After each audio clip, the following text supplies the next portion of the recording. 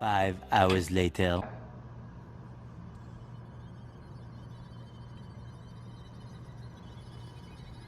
What? It's been 5 hours? Oh my god, I need to study for my test. Hello, and welcome to our presentation. We are going to be talking about the uses and gratification theory today. By the way, I'm Hannah. This is Maria. Hello. So today we're going to be doing a quick overview of the theory, and then we'll dive into the core theoretical ideas, and then we'll talk about the observation that we made, and then bring into some new insights that we have. The uses and gratifications theory is an objective theory by Elihu Katz, an American Israeli sociologist and media scholar.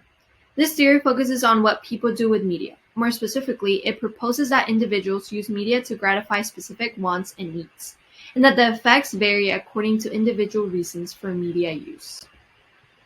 There are 5 key assumptions that underline the uses and gratifications theory.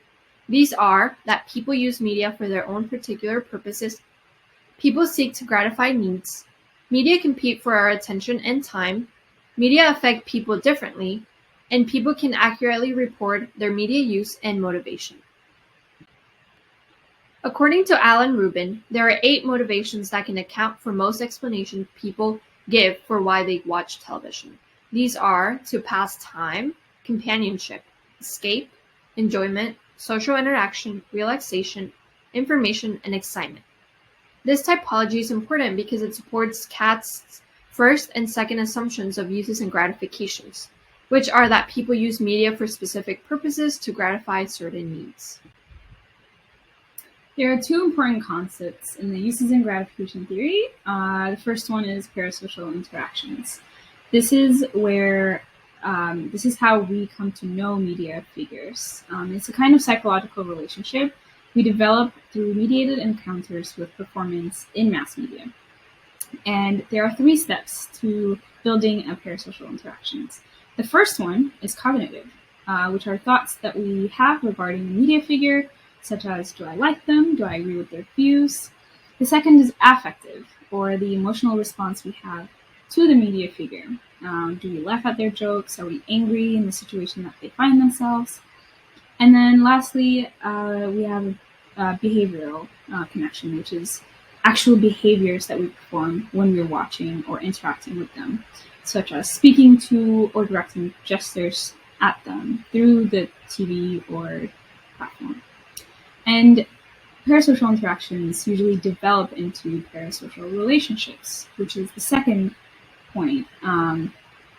Parasocial relationships, just like parasocial interactions, is a psychological relationship. It's where we develop a sense of friendship and attachment to a media personnel.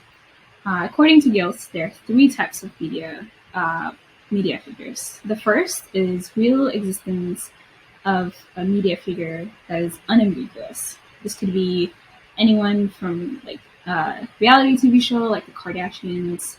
The second media figure are fictional characters who possess a human form, such as Harry Potter or any book developed into a movie. And then the third is fictional figures who do not possess visible human forms. These could be cartoons, but still have like voiceovers and other features that we can connect with and build a relationship with. So now that we've covered the core theoretical ideas of uses and gratification, let's try to understand the scenario that we watched at the beginning of the video.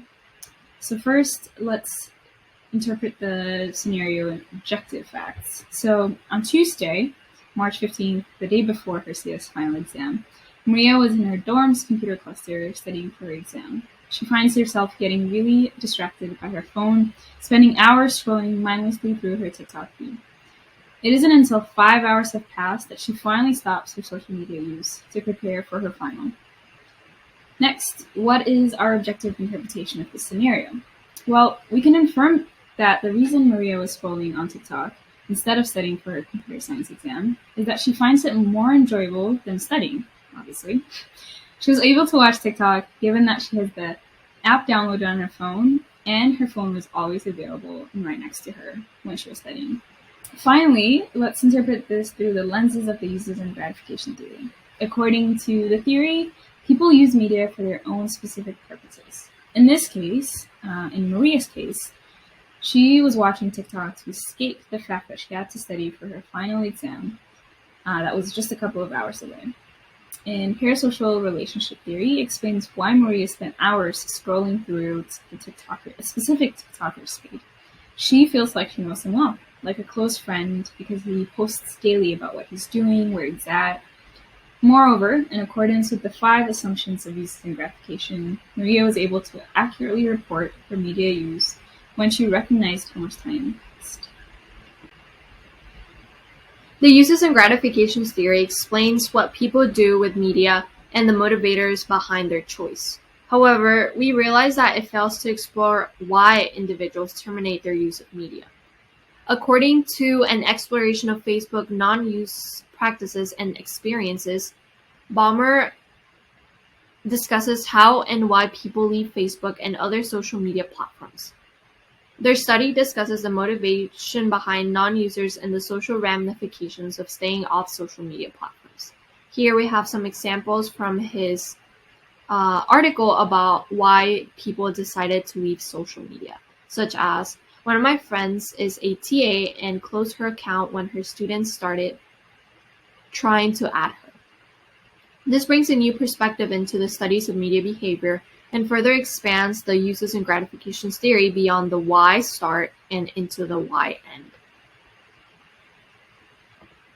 Thank you. Thank you.